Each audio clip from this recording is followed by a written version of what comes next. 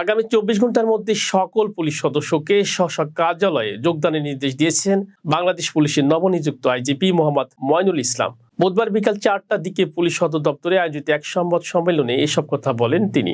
নবনিযুক্ত আইজিপি বলেন, বৈষম্য বিরোধী ছাত্রদের যৌক্তিক আন্দোলনকে কেন্দ্র করে দেশবাসীর প্রত্যাশা অনুযায়ী দায়িত্ব পালন করতে পারেনি।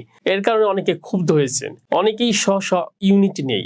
জনগণের জানমালের নিরাপত্তা নিশ্চিতে আমরা নতুন করে শুরু করতে চাই। তাই সবাইকে আগামী 24 ঘন্টা অর্থাৎ 8 আগস্ট বৃহস্পতিবার সন্ধ্যার মধ্যে কর্মস্থলে ফেরার নির্দেশনা দেওয়া হচ্ছে।